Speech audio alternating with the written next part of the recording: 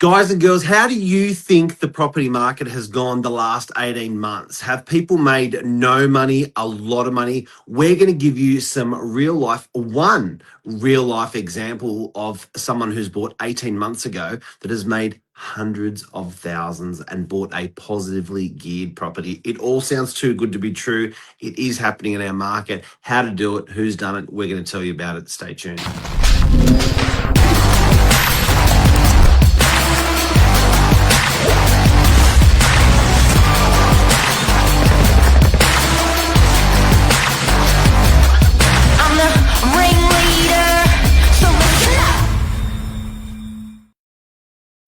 Josh Wapshot, sales extraordinaire, aka The Economist. Mark, leader of the people. Morning. How are you? Good to be back. I think this is our first morning it's back since the break. So Yes. Good to be back in and amongst it, in the office early. Gotta love it. Absolutely. Now, mate, you've got a really good hand. I'm going to enjoy doing these examples with you because you've got a really good head for maths and opportunities. And you wanted to talk about this topic this morning. Yeah, definitely. I thought like you sort of with the intro, it sounds too good to be true, but purchasing at the right time and having the right plan in place. You've seen it over the last 18 months. We've had a project, guys, that you're all familiar with or would have heard of, 7 Rodborough Road, French's Forest, a project that's just about to complete. About 18 months ago, we started selling over at 7 Rodborough Road, and I had a specific buyer I wanted to discuss their journey throughout their purchase at 7 Rodborough Road, because I thought it was one that everyone could learn from and implement into their own investment strategy.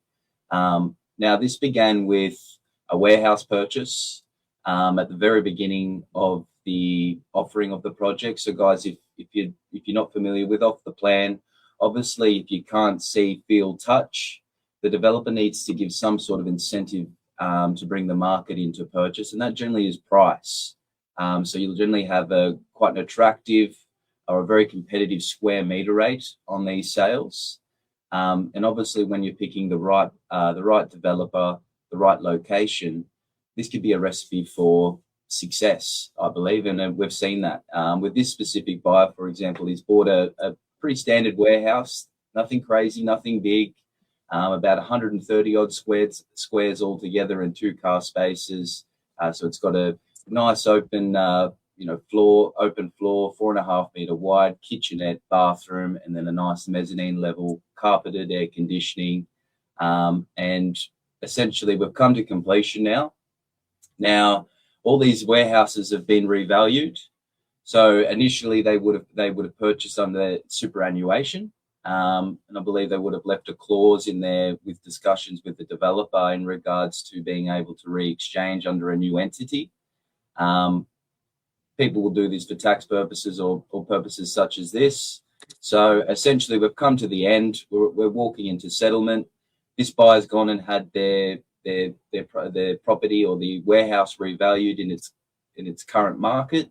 And essentially, what that has allowed this buyer to do is actually redraw those funds that they put down initially through their superannuation, now exchange under a new entity, and by purely using the equity that's been created over that construction phase, they've essentially been able to fund this purchase with no cash now, as they've been able to absorb that initial deposit back into their super balance. Yep. And now the beauty with this as well, obviously being able to work with a team that's on the ground over there at Novak, we've also then gone a step further for this buyer, and we've managed to organise a tenant, a full signed lease, deposit, bonds paid. I can see you thinking there, Mark. Can I just pause for a sec and just kindergarten talk what you just spoke about in numbers? So bought a warehouse, just a concrete box, 90 metre squared, French's Forest, 830, 50 grand then did a concrete slab in it. The builder built a concrete slab for them, 70 grand. So they ended up in it, I'd say 900,000 on construction when now that it's finished, and they were buying for cheaper, a bit like retail. If you go into the store, you pay more. If you buy online, you get it for cheaper. So they bought off the plan, they got it for cheaper. Now, bunny hopping to where you just came up to now, it's the stuff, the identical properties that was purchased for, with the concrete and stuff, 900 is now getting valued and selling for 1.2 to 1.3, about 300 grand. Back to you. Yeah, so essentially that 20-30% equity created over that period. And you've got to remember, Mark, or for people that aren't familiar with off the plan, you're essentially paying that either the 5, most cases 10% deposit at the start, and you're not paying for that asset over the build period. So you're exposing yourself to that growth for as little as that 10% deposit. Now, when you forget think that, of this, they think they're paying interest repayments along the way. They're not. You're right. Exactly. And I think it's, when I talk to customers about this sort of thing, I almost say it's, stock market like returns, but, the security of the property market. Because if you think about it, Mark, if he's bought it for 850,000, he's put $85,000 down. And like we've just said, in terms of the equity he's created, you're talking $200,000-$300,000. And, that's a good 30 down. That's a good 300% plus on your money, because you've only put that 85 down. People forget that. I was talking to Deegan, the plumber, yesterday, and his son. The ROI, the return on investment, is a return on investment. It was invested 85 grand. Spot on. People miss that. Definitely. And I think what we're seeing is probably a bit of a transition in the market, or normalizing what we see as a good yield. I mean, we always have people chasing that sort of 7%, 6% net. Smashes that. And it just never seems to pop up in the market anymore. Or if they do, they are gone very quickly. And then by the time it's sold, that 7% is now 5.8, because there's been multiple people then fighting over the asset. So I think this is a bit of a hack into finding those yields again, because like we said, we're buying right under the market value, but then you're going to enter the market with the rental that you'd expect from something that's worth 1.2, 1.3, yet you've only spent 850. So I think this is also another hack in regards to that side of things and yields, where you're able to purchase the property at the price you need for the rents in today's market to sort of get you those 6% net yields plus. So I think that's something that's quite interesting as well.